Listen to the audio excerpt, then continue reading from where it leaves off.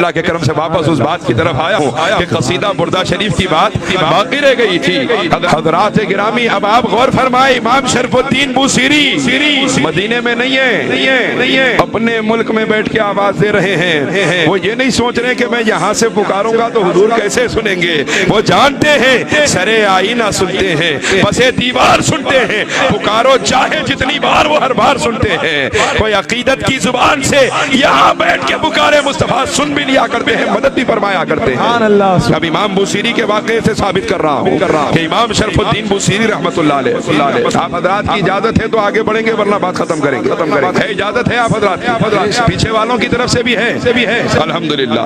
حضرات گرامی آپ غور فرمائیں، امام شرف الدین بوصیری رحمت اللہ علیہ بڑے بڑے بادشاہوں کے قصیدے لکھے۔ بات چلی تھی کہ بادشاہوں کو اپنی تعریف کا شوق ہوتا ہے، ہمیں بھی تو اپنی تعریف کا ہی شوق ہے۔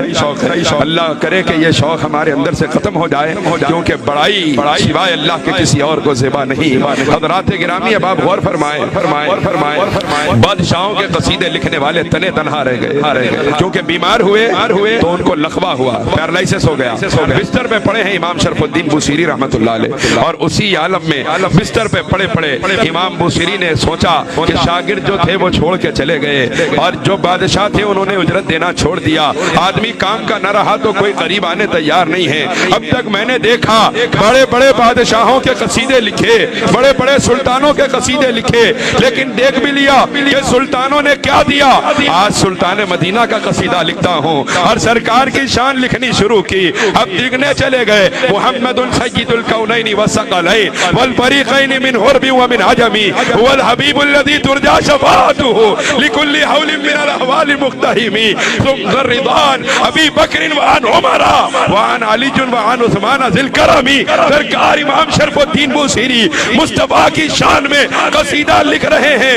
ایک شعر لکھا، دوسرا شعر لکھا، تیسرا شعر لکھا، کئی صفحات کا قصیدہ بردہ شریف ایک ہی رات میں مکمل فرما دیا۔ لکھنے کے بعد ان کو نیند لگ گئی، اور اس قصیدے میں بعض اشعار وہ بھی ہیں جس میں پکارا ہے سرکار میرے حال کو دیکھیے، میں بیمار ہوں، تنے تنہا پڑا ہوں۔ مصطفیٰ کو غلام نے یہ سوچ کے آواز نہیں دی کہ حضور سنیں گے کہ نہیں سنیں گے، غلام جانتے ہیں میں عقیدت کے ساتھ پکاروں، مصطفیٰ کے لیے کوئی پردہ نہیں، پردہ میری آنکھوں کا ہے، اگر عشق کی وجہ سے ان آنکھوں سے پردہ اڑ جائے مصطفیٰ مجھے بھی ویسے ہی دیں گے جس طرح صحابہ کو عطا فرماتے ہیں، سبحان اللہ، وہ بے حجاب دے سکتے ہیں۔ اب آپ غور فرمائیں، امام بوصیری نے پکارا اس قصیدے شریف میں، یہاں تک کہ فرماتے ہیں نیند لگی، وہ سوئے، ان کی تقدیر جاگ اٹھی۔ فرماتے ہیں خواب میں آمنہ کے لال تشریف لے آئے، سرکار کو دیکھا میں بے چین ہو گیا، یا رسول اللہ میرا خاندان آپ پہ قربان، میرے ماں باپ آپ پہ قربان، سرکار آپ غلام کی جھوپڑی میں تشریف لائے۔ میرے سرکار نے ارشاد فرمایا بوصیری کیا لکھا ہے، بوصیری کیا لکھا ہے؟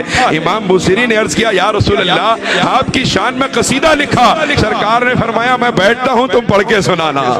محبت ہو اگر سچی تو ایسے دن بھی آتے ہیں، وہ اپنے ناز برداروں کے خود ہی ناز اٹھاتے ہیں۔ شراب ابدیت ہر پینے والے کو نہیں پچھتی، یہ وہ میں ہے جسے ظرف والے ہی پچاتے ہیں۔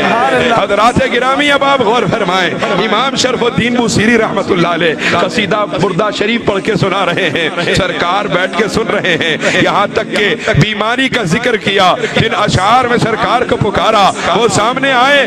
سرکار نے اپنا دستے کرم، مصطفیٰ کا دستے کرم اللہ کا دستے قدرت ہے، اپنا دستے کرم امام بوصیری کے جسم پہ پھیرا، خواب میں بیماری ختم ہو گئی، اور سرکار اتنا خوش ہوئے کہ اپنی چادر مبارک امام بوصیری کو عطا فرمائی۔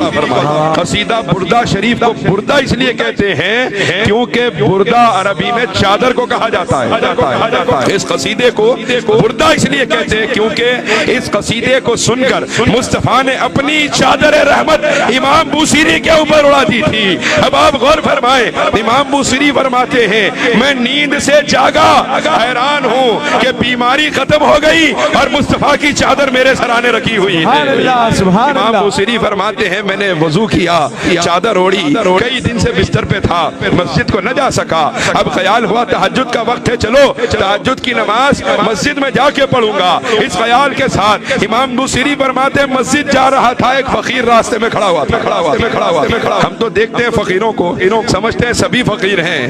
کچھ فقیر لینے والے ہوتے ہیں, کچھ فقیر عطا کرنے والے ہوتے ہیں. حضرات گرامی, یہ عطا کرنے والے فقیروں میں جن کے بارے میں میرے آقا نے فرمایا میری امت میں ایسے لوگ جن کے چہرے اور سر کے بال, داڑھی کے بال بکھرے ہوں گے, کپڑے پھٹے پرانے ہوں گے, بادشاہوں کے دروازوں سے ہٹا دیے جائیں گے, لیکن وہ قسم کھا لیں اللہ ان کی قسم کو پورا فرما دیا کرتا ہے. ایسے فقیروں میں ایک فقیر کھڑا تھا راستے میں, پوچھنے لگا ابو سیری کہاں جا رہے ہو؟ فرمایا آپ نے میں نماز پڑھنے کے لیے مسجد جا رہا ہوں, تہجد پڑھنے کے لیے, طبیعت اچھی ہو گئی ہے. تو اس فقیر نے کہا بوسیری ذرا ہمیں بھی قصیدہ سنا کے جاؤ. اس فقیر نے کہا بوسیری ذرا قصیدہ ہمیں بھی تو سناؤ. باوجود اس کے کہ جانتے تھے کہ کس کی بات کر رہا ہے, پھر بھی خیال ہوا کہ کہیں کوئی اور بات تو نہ ہو.